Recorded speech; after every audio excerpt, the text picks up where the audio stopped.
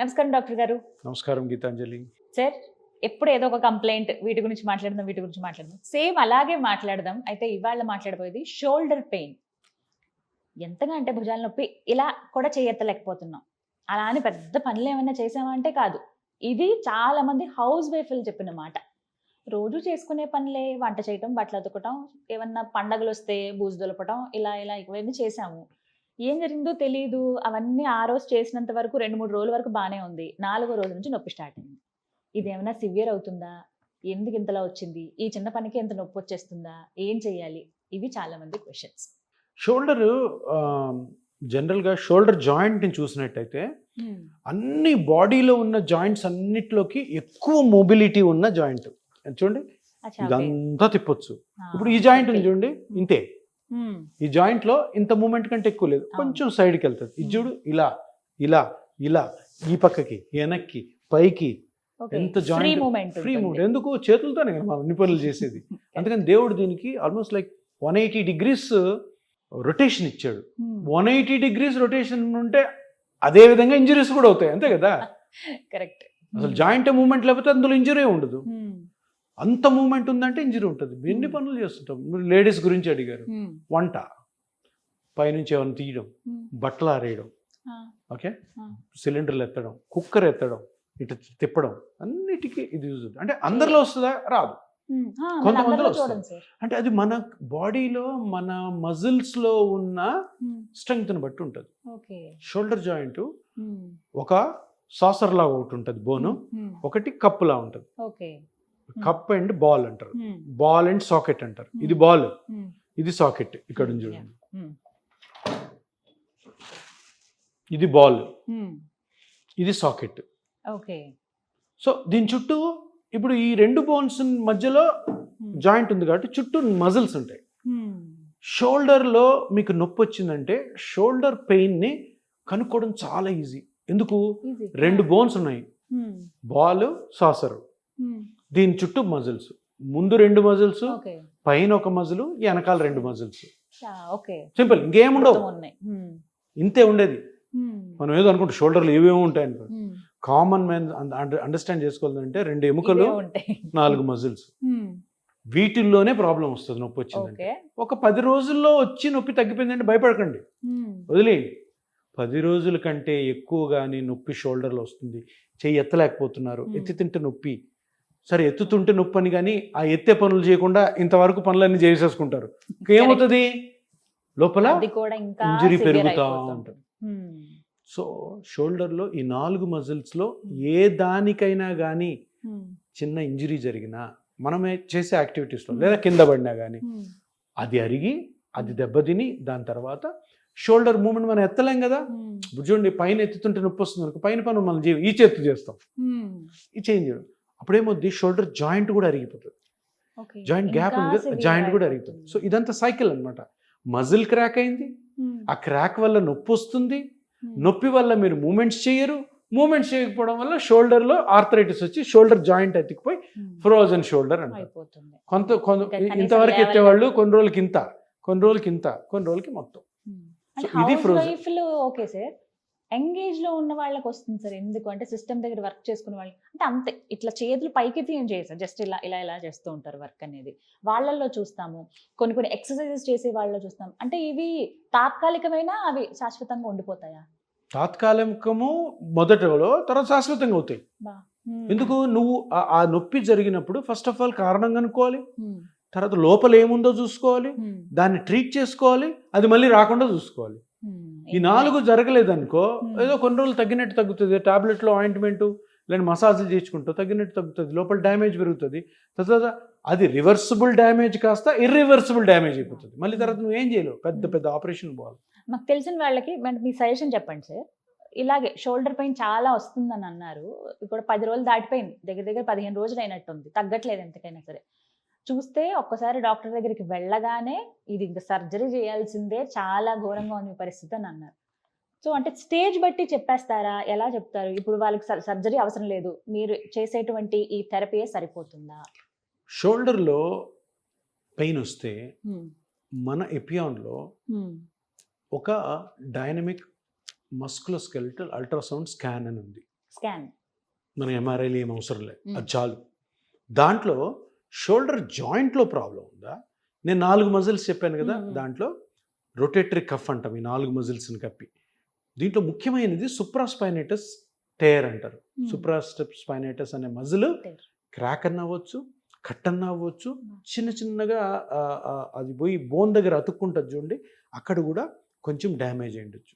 90% shoulder pains దీనివల్ల వస్తాయి. అది ఈ మజిల్ ఇక్కడ కనపడుతుంది కదా, ఇది ఇలా వచ్చి ఈ బోన్ దగ్గర అతుక్కుంటుంది. ఆ అతుక్కున్న దగ్గర కట్ అయింది అనుకోండి, ఇదే 90% షోల్డర్ పెయిన్. దీన్ని సుప్రాస్పైనేటస్ టేర్ అంటారు, సుప్రాస్పైనేటస్ టెండినోసిస్ అని అంటారు. మిగతా 3 మజిల్స్ లో కూడా డ్యామేజ్ అవ్వచ్చు, కానీ ఇది మేజర్. దీన్నే రొటేటరీ కఫ్ ఇంజరీ అంటారు. దీనికి సర్జరీ చేస్తారు, ఆర్థోస్కోపిక్ చేసి దాన్ని కుడతారు. ఇప్పుడు అది అవసరం లేదు. ఎందుకంటే ఇప్పుడు ఏం జరుగుతుంది, అక్కడ ఈ ఏరియాలో చిన్నగా క్రాక్ వచ్చింది, పెయిన్ వస్తుంది. ఆ మజిల్ పని ఏంటి, చేయి పైకెత్తడం. ఇంకా పైకెత్తున్నప్పుడల్లా నొప్పి వస్తుంటుంది. సో ఆ కట్ అయిన మజిల్ని మీ బ్లడ్లోని, ప్లాస్మాలోని ప్లేట్లెట్స్ మీద గ్రోత్ ఫ్యాక్టర్స్ అని ఉంటాయి, అవి తీసుకొచ్చి ఆ కట్ అయిన దగ్గర కరెక్ట్ అదే ప్లేస్లో కానీ చిన్న ఇంజెక్షన్తో వదిలితే కంప్లీట్గా హీల్ అవుతుంది, మళ్ళీ అతుక్కుంటుంది. మరి దాని పనే అది. గ్రోత్ ఫ్యాక్టర్స్ అంటే గ్రో చేస్తాయి. ఆ మజిల్ ఫైబర్స్ ఏవైతే కట్ అయినా వాటిని గ్రో చేస్తాయి. ఇది ఎప్పుడు 30-40 ఇయర్స్ నుంచి ఉంది. దాన్ని నేను తీసుకొచ్చి 2017 స్టార్ట్ చేశాను. 8 years గా ఇది జరుగుతుంది. సో సర్జరీ లేదు, సర్జరీ లేకుండా వేరే treatments are pain killers, physiotherapy ఏమీ అవసరం లేదు. చిన్న ఇంజెక్షన్ తోటి దాన్ని కంప్లీట్ గా హీల్ చేయొచ్చు. మళ్ళీ ఇంకా నొప్పి రాదా సార్? మళ్ళీ రాకుండా జాగ్రత్తలు తీసుకోవాలి. ఎప్పుడైనా చిరిగిపోయిన చొక్కానే ట్రీట్మెంట్ అయిన పార్ట్, అది ఎప్పుడన్నా కానీ జాగ్రత్తగానే ఉండాలి. ఏదైనా చూసుకోండి, ఏదైనా ఫుడ్ రెస్ట్రిక్షన్స్ ఏముండవు. షోల్డర్ కి ఇప్పుడు ఫుడ్ రెస్ట్రిక్షన్స్ ఏం లేవు. ఫుడ్ రెస్ట్రిక్షన్స్ అన్ని మీరు చూడండి, గమనించండి. ఇది ఒక పెద్ద రాంగ్. ఫుడ్ అని మంచిగా నేను చాలాసార్లు చెప్పాను, మీ అమ్మా నాన్న చిన్నప్పటి నుంచి మీకు ఏ ఫుడ్ పెట్టారో అదే తినండి, ఇంకేం లేదు. ఫుడ్ గురించి ఎక్కువ బ్రెయినే పెట్టద్దు, ఏది అలవాటో అది తినండి. ఫుడ్ వల్ల ఏదో సూపర్ హెల్త్ వస్తుంది, ఫుడ్ వల్ల నాకు ఏ జబ్బులు రావు, అట్లా ఏం లేదు. వచ్చే జబ్బుని ఎవ్వడు ఆపలేడు, వచ్చిన తర్వాత దాన్ని తగ్గించుకోవాల్సింది. సార్ మీరు సర్జరీ వద్దు, ఇంజెక్షన్ చాలా అంటున్నారు, ఇక్కడ వరకు ఓకే. మాకు ఇంజెక్షన్ కూడా లేకుండా తగ్గేటువంటి ఉపాయాలు ఏమైనా ఉన్నాయి అంటే? ఇంజెక్షన్ లేకుండా షోల్డర్ వరకు తీసుకుంటే మైన్యూట్ టేర్స్ ఉన్నాయనుకో, చిన్న చిన్న కట్స్, అవి మనం ఎక్సర్సైజ్ తో ట్రై చేయొచ్చు. ఓకే. కానీ నేను ఒకటి చెప్తాను, ఎప్పుడు చూడండి, బాడీలో మీకు ఒక నొప్పి వచ్చింది, ఆ నొప్పికి ఏదో ఒక కారణం లోపల ఉంటేనే బయటికి నొప్పిలా బయటపడుతుంది. అప్పుడు తప్పకుండా దాన్ని కనుక్కోవాలి. అంతేగాని అది ఏదో నొప్పి వచ్చింది, ఆ నొప్పి వెళ్ళిపోతుంది అని అనుకోకూడదు. సరే, ఒక 3-4 రోజులకో వారానికో వెళ్ళిపోయింది అనుకో, వెల్ అండ్ గుడ్, పట్టించుకోకండి. వారం కంటే ఎక్కువ కానీ అది నొప్పి వస్తుంటే తప్పకుండా కనుక్కోవాలి. అంటే మనమేమనుకుంటాము, ఈ వారంలో ఇన్ కేస్ అది ఆటోమేటిక్గా పోయింది అంటే మీరు అన్నట్టు ఏం అవసరం లేదు, తర్వాత కూడా వస్తుందంటే తప్పకుండా దానికి అంటే ఆ షోల్డర్లో ఏ పార్ట్ అయితే డ్యామేజ్ అయిందో ఆ డ్యామేజ్ని తప్పకుండా ఏదో ఒక చిన్న పద్ధతితోనే బయటపడాలి. ఆపరేషన్ వరకు వెళ్ళాల్సిన అవసరం లేదు. కానీ మేము కొన్ని సొంత వైద్యాలు చేసుకుంటాం సార్, కాపడం పెట్టడం, ఇవన్నీ పెట్టుకోవచ్చు నొప్పి తగ్గడానికి. కానీ లోపల జరుగుతున్న డ్యామేజ్ తగ్గించడానికి కాదు, నొప్పి తగ్గడానికి మాత్రమే. అది మీకు ఉపశమనం, రిలీఫ్ అంటాం చూడు, ఆ రిలీఫ్ కోసం చేసుకోవచ్చు. కానీ నీకు లోపల డ్యామేజ్ లేదే నీకు నొప్పి బయటికి రాదు. నొప్పి బయటికి వచ్చిన తర్వాత, లోపల డ్యామేజ్ ఉన్న తర్వాత, లోపల దాన్ని లోపల ట్రీట్ చేయకపోతే అది పెద్దగా అవుతుంది. కొన్ని ఎక్సర్సైజులు చేసి అలా కూడా షోల్డర్ ఇక్కడ ఇది చాలా ఇంపార్టెంట్. ఇప్పుడు ఏమవుతుంది, చిన్న నొప్పి స్టార్ట్ అవుతుంది, చిన్న టేర్ ఉంటుంది, ఎక్సర్సైజ్ చేయంటారు. ఆ లోపల కనుక్కోకుండా మీరు ఎప్పుడైతే ఎక్సర్సైజ్ స్టార్ట్ చేస్తారో, ఇప్పుడు మీ చుడిదారు లైట్గా చిరిగింది, దాన్ని పట్టుకు లాగామనుకో మొత్తం పోతుంది పెద్దగా. సో ఇల్లాజికల్ అది. మీకు లోపల డ్యామేజ్ అవుతుంది, షోల్డర్లో డ్యామేజ్ అయిందంటే షోల్డర్ జాయింట్లో ఆర్థరైటిస్ అన్నా ఉండాలా, ఈ 4 మజిల్స్లో ఏదైనా టేర్ ఉండాలా. టేర్ని పట్టుకొని ఇంకా లాగామనుకో సివియర్ అవుతుంది కదా. Not at all, it's not good. అంటే అది ట్రీట్ చేసుకుని తర్వాత స్ట్రెంగ్తనింగ్ చేసుకోవాలి, ఎక్సర్సైజ్ చేసుకోవాలి. అంతేగాని మనకి ఏం తెలియకుండా నాకు షోల్డర్ పెయిన్ వచ్చింది, షోల్డర్ ఎక్సర్సైజ్ చేయని మీరు వెళ్ళినా, ఆ డాక్టర్ గారు ఎక్సర్సైజ్ మీకు చేయించినా మీకే నష్టం. ఓకే తెలుసుకోవాలి, కొంచెం జాగ్రత్తగా ఉండాలి ఈ తెలుసుకోవాలి, విషయంలో. తెలుసుకొని జాగ్రత్త పడాలి.